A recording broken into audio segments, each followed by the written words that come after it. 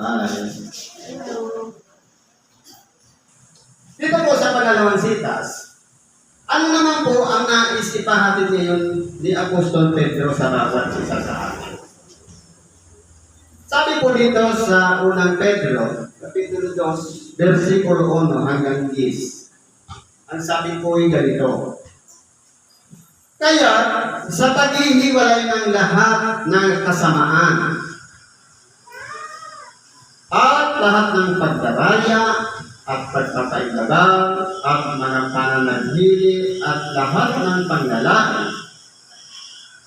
Ngayon, ano ibig pong sabihin dito ni Apostol Pedro?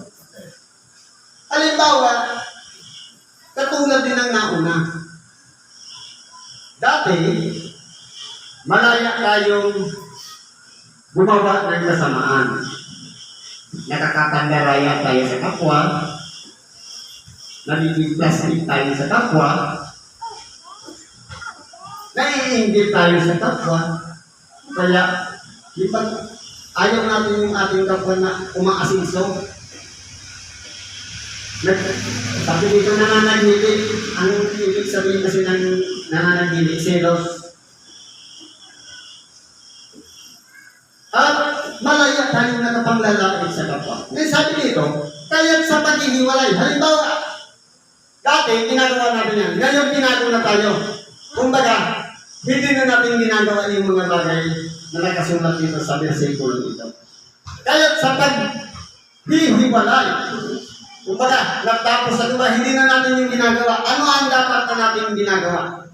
Gaya ng mga sanggol na bagong panganak ay nasain ninyo ang gatas na walang daya na ukol sa Espiritu upang sa pamamagitan nito'y magsilago kayo sa ikaliligtas. Ibig pong pala sabihin, kapag ang isang tao na pahiwalay na sa kalayaan gumawa ng kasamaan dito sa ibabaw ng sanlibutan sa pamamagitan ng paggawa natin sa ating kapwa, kung kapag naiwalay na tayo doon, ibababa natin ang ating sarili na itutulad natin sa isang sanggol na may pagnanasa sa pamamagitan, hindi baga ang sanggol, hindi mo na binibigyan ng pagkain matitigas, kundi gatas sa makatuwid. Ang tao kasi, kapag dati po naging gawain yung malaya natin ginagawa na mga kasamaan, hindi po katanggap-tanggap na kapag sabihan mo agad na ng matitigas na salita. Kaya idadaan natin sa gatas, pagpapaalaala muna. Dahil pwede pang masaktan ang kalooban. Dahil siyempre kung bata nga, hindi pa kayang lumunok, hindi pa kayang tanggapin ang kanyang tiyan, ang matigas na pagkain, idadaan muna natin sa gatas, padahan-dahan hanggang sa masanay, matuto, kapag marunong ng kumain ng matigas, marunong ng tumanggap ng puna, ng mga payo, kumbaga, nag-asensyo na, lumago na yung kaalaman, yung kaisipan, doon na po natin ipapasok yung mga matitigas na pagkain. Kaya kung ang isang tao, kapag mula pa sa pagkakasala, sa pamamagitan ng Ebanghelyo na bago, nagsisi, nagbalik loob sa Diyos, dito na po tatanggapin ang gatas. Kaya po, kung titignan natin, ang ating dakilang Panginoon nagpaalala, ang sino man ikanga, pagmumulan ng ikakapisot ng maliliit na ito, mabuti pa sa kanya ang talian ng isang gilingang bato at ihulog sa gitna ng dagat. Kasi po, yung mga tao nagsisi pa lang at nagbalik loob pa lang sa Diyos, hindi po kasi pwede yun. Dapat na, kumbaga, tag-iingatan ng mga tao na kapaligid doon na hindi matisod. Dahil yun, gatas pa ang pinakikinabangan. Kumbaga, hindi pa siya pwedeng bigyan ng matigas na pagkain. Kaya, yung mga nakakakilala na sa Diyos, yung mga tatagal na, kapag halimbawa, pinagmulan ng ikatitiso, sa maliliit, walang kwenta sa harapan ng Diyos. Kaya po tayo tinuturuan dito ng pag-iingat. Sa magkatuloy bagay, yung mga bago pa lang na mga tao na nagbalik loob sa Diyos, nahiwalay pa lang sa kasamaan, sa kasabiman, at sa kung ano-anong mga gawang masama, na nagtalik loob pa lang at nagsisi ng kanyang kasalanan, kinakailangan ko ang ibigay lang natin sa kanya gatas na espiritual sa magkatuwid yung mga pagpapaalaala, mga limitasyon, at kung ano-ano pang mga magagaan lang tanggapin sa kanilang kainan. Yun po yung mga gatas. Upang sa ganun, sa pagkaunti-unti natin, sila'y magsilago para sa ikaliligtas. Kaya kung titinan mo natin, napakahalaga sa harapan ng Diyos ang isang taong nagsisisi at nagbalik loob sa Diyos.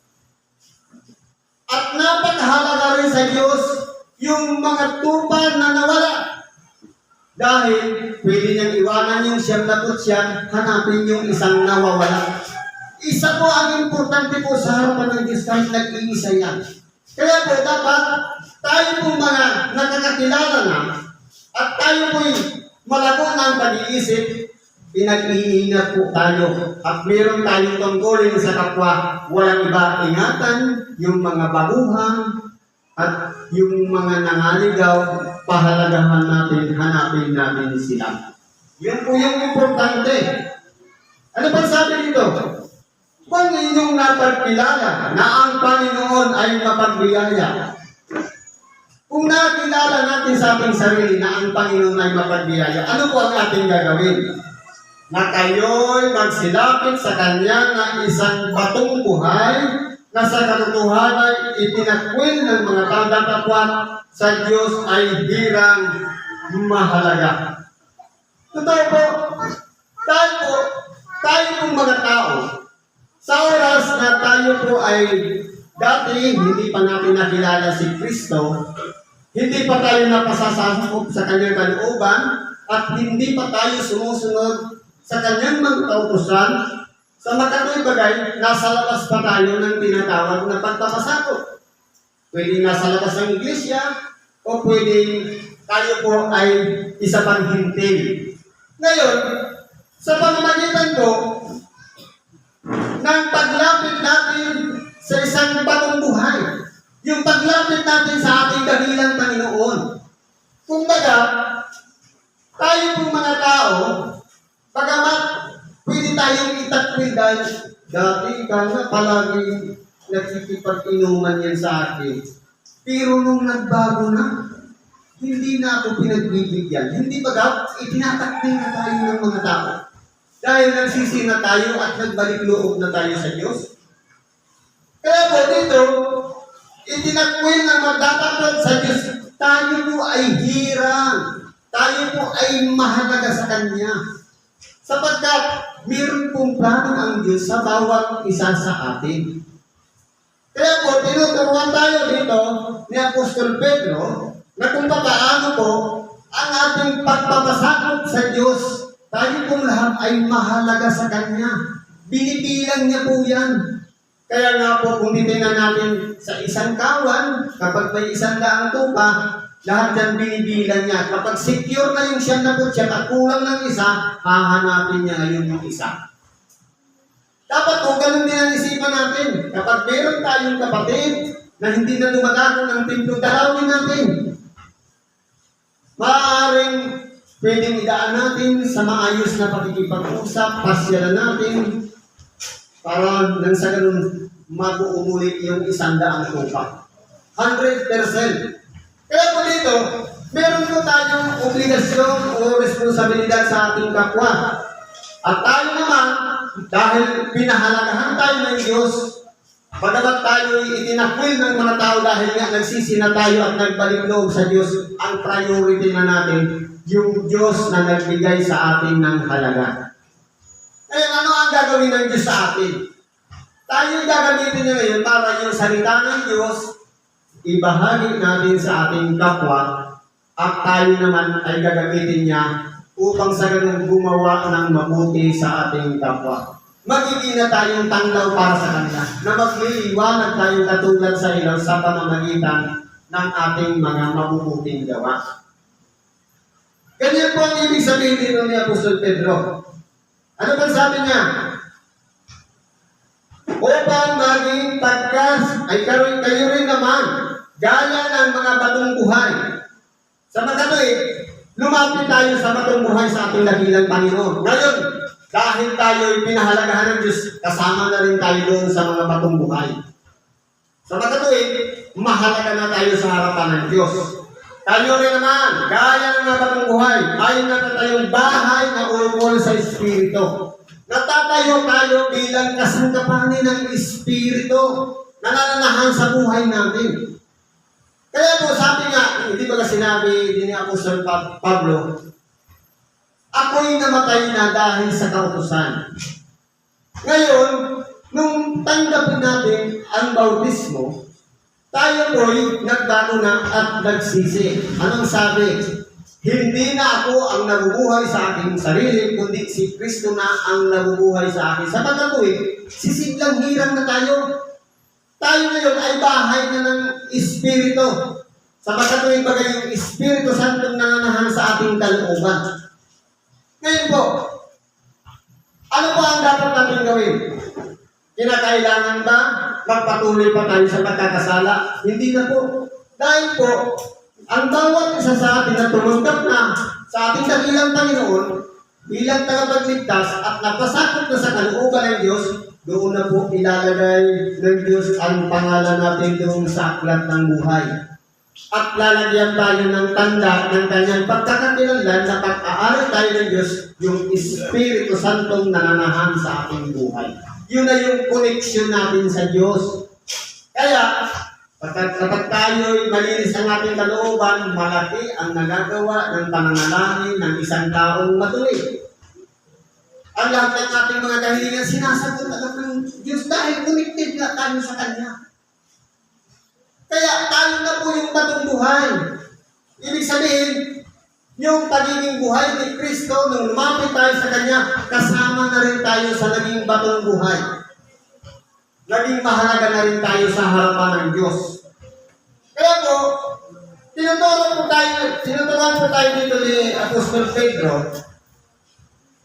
na bilang mga batong buhay, dapat tayo maging natatayong bahay na ukol sa Espiritu. Sa makatuwid, dapat nabubuhay tayo ayon sa kalagayan kung ano ang nais ng Espiritu Santo sa ating buhay na dapat natin ginagawa. Dapat hindi po natin pinipihati ang Espiritu Santo na nasa sarili nating kalooban. Lahat po tayo may tatak niyan ng Espiritu Santo. Upang, kapag tayo po ay nabubuhay na bilang bahay ng Espiritu, papunta naman tayo dito upang maging pagka-saserdoting banal.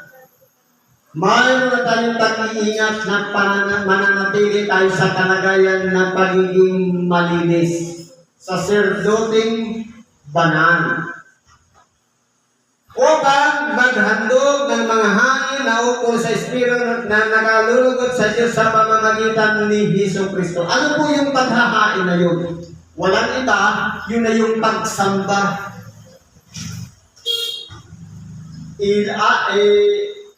Ihain natin ang ating sarili, buhay, banal at kalugod-lugod sa Kanya. Ibig sabihin, sa bawat pagsamba, dapat po, yung pagiging active natin sa lahat ng mga nangyayari sa araw ng pagsamba. Banal, ibig sabihin, malinis ang ating kalooban. Buhay, banal, at kalugod-lugod. Dapat walang diferensya sa lahat ng ating mga ibig sabihin, walang natira dyan kahit kim-kim o sama ng loob sapagkat hindi tayo magiging kalugod-lugod sa pagsamba. Kaya kumbaga, nire-reforma tayo palagi sa pamamagitan ng Ibanghilyo. Kayo'y malilinis na sa pamamagitan ng salitang ating sinalita. Kaya po, halimbawa, dumaan yung isang linggo na nagagawa tayo ng pagkakasala, kapag dumating na naman yung paaraw ng pagsamba, i-recharge tayo, i-reformat na naman tayo ng salita ng Diyos. Yun po yung purpose kaya tayo nagsasamba. Kaya tayo dumudulog sa harapan ng Diyos, hindi lang palaging panalangin, dahil yun, ang panalangin po kasi, isang pamamaraan yung mga gusto natin sa ating buhay. Meron din gusto ang Diyos na dapat mangyari sa ating buhay. Yun ay yung Ibanghilyo na ipinangaral sa bawat isa sa atin. Sapagkat, ito ang nilalaman ng kasulatan. Narito, inilalagay sa Sion ang isang batong panulong ng Pangulo, hirang mahalaga. At ang sumasampalataya sa Kanya ay hindi mapapahiya. Ibig sabihin, yung batong mahalaga sa makatuwing bagay ang ating dakilang Panginoon. Na nung nakilala natin ang aral, nakilala rin din natin ang pinanggalingan ng aral sa makatuwid ang ating dakilang Panginoon. At tayo naman na mananampalataya na nagtitiwala at naniniwala sa Kanya, hindi po tayo ipapahiya. Ibig sabihin, kung paano ng ating dakilang Panginoon binaliwala ng mga tao, hindi siya pinahalagahan. Tayo pwede rin mangyari sa atin na hindi tayo pahalagahan ng ating kapwa. Lalong-lalo na yung mga taong hindi natin kabilang o kaya katulad natin isang mananampalataya. Sapagkat magkaiba po kasi ang gawain ng hindi mananampalataya at saka yung mananampalataya. Yung hindi mananampalataya, malayo nagagawa yung mga bagay dahil hindi pa nasasakop o nagpasasakop sa ating dakilang Panginoong Jesucristo. Sa inyo nga nananampalataya, siya'y mahalaga. Katapwat sa hindi nananampalataya, ang batong itinakwil na nagsipagtayo ng bahay, siyang naging pangulo sa pangulo. At batong titisuran at bato na pangbuwan. Kaya po, kung titingnan po natin, ito si Kristo. Sa lahat ng nasa ilalim ng kapangyarihan ni Kristo, si Kristo ay mahalaga. Pero, doon sa mga hindi nakakilala kay Kristo o napasasakop sa kanyang kalooban, si Kristo ay katitisuran para sa kanila. Kaya ano po sabi dito? Sapagkat sila ay natitisod sa salita.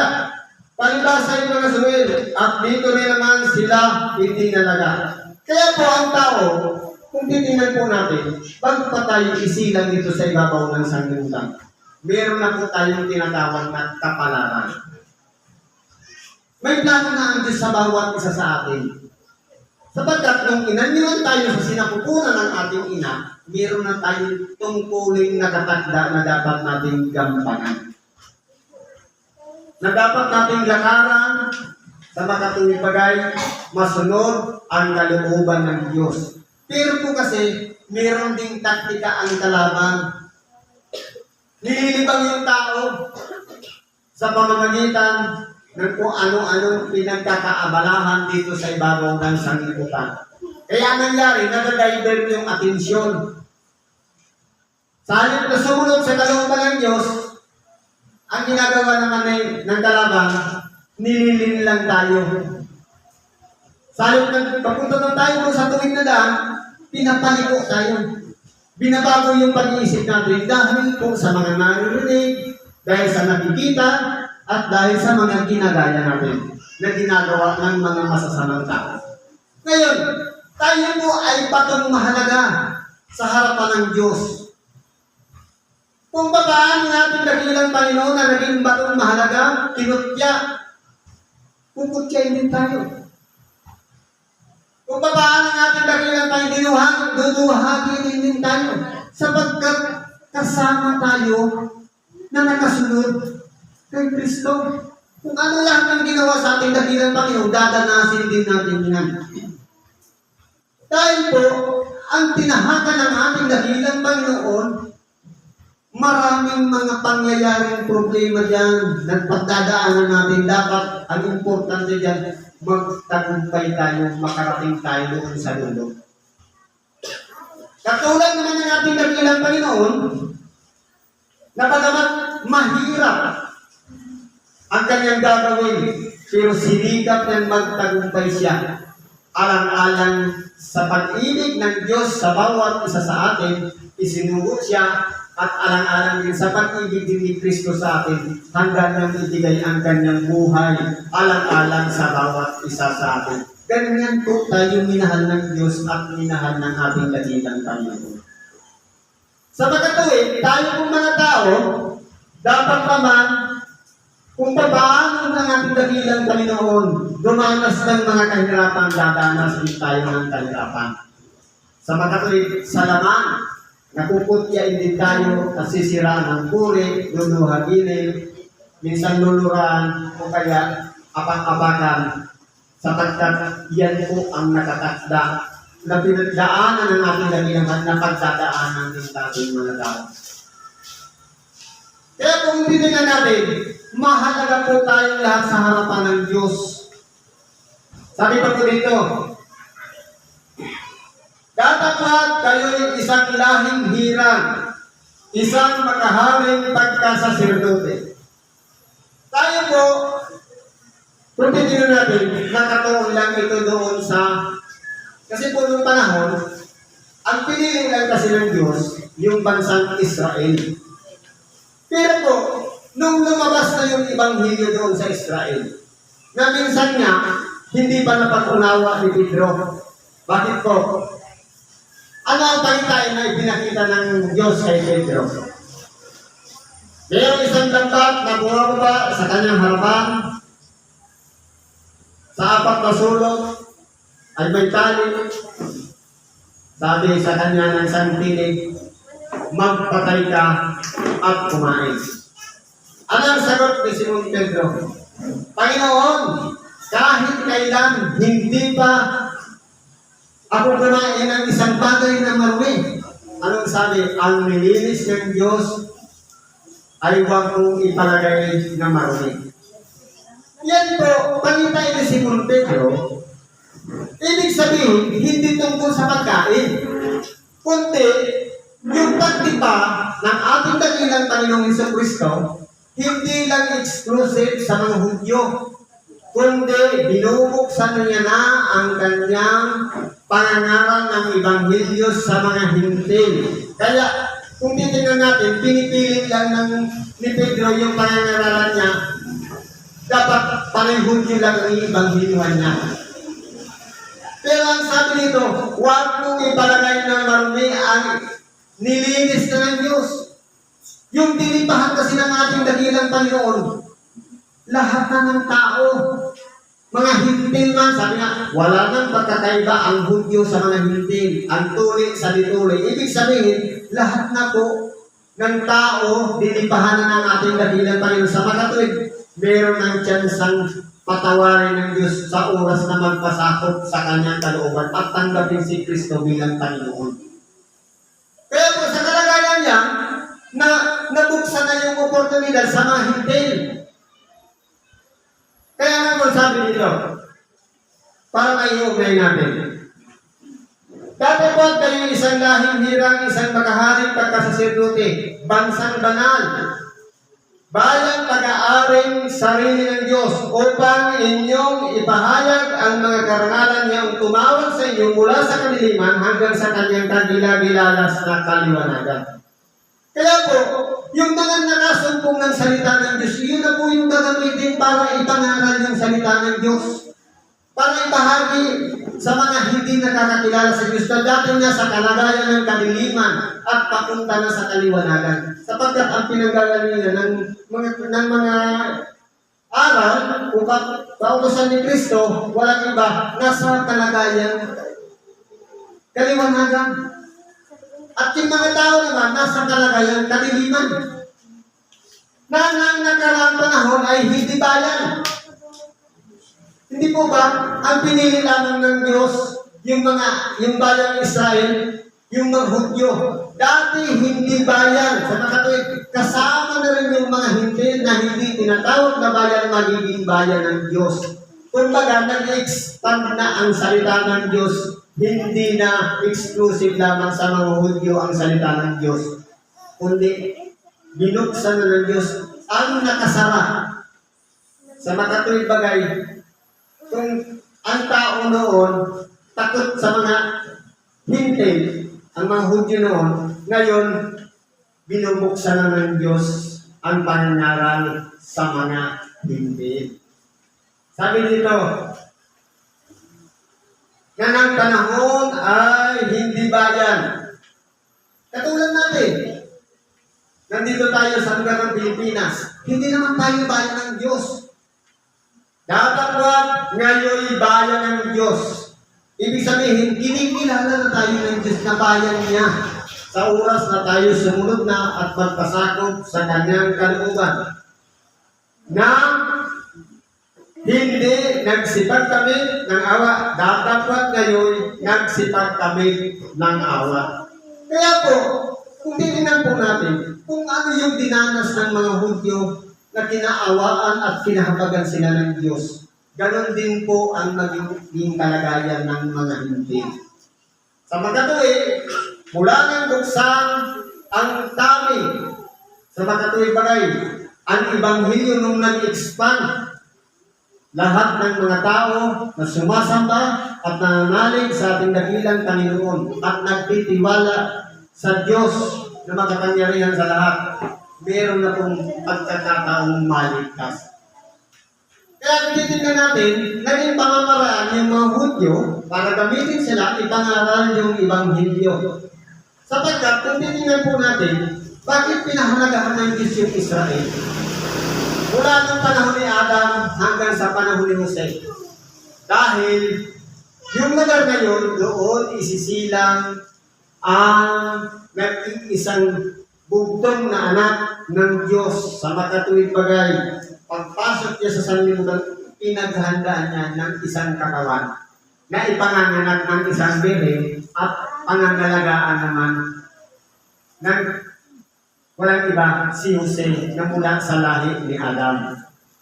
Kaya yan po ang naging plano ng Diyos. Kumbaga, pinaganyan na ng gusto kung yung record ng lahat ng lahi ng mga ngalaga sa ating dakilang Panginoon o kaya yung magiging foster father ng ating dakilang Panginoon, dapat mula sa lahi ni Adam.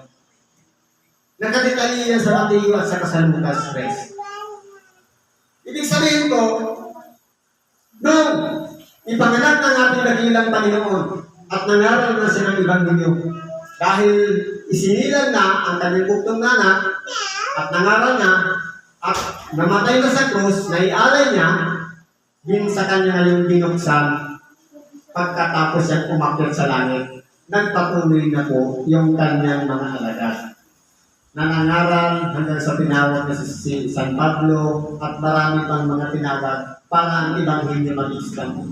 At pagkalipas ng maraming panahon, nakarating na rin sa atin ang Ibanghilyo.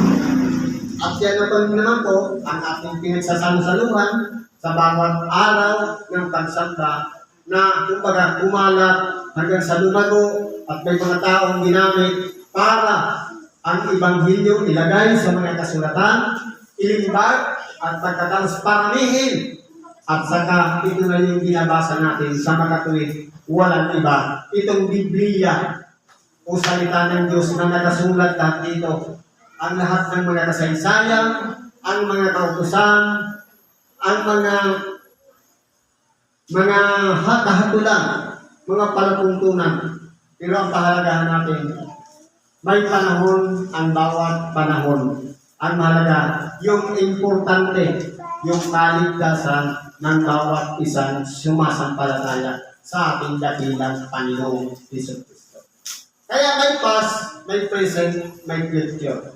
Ang priority natin yung future. Lahat tayo ay maligtas.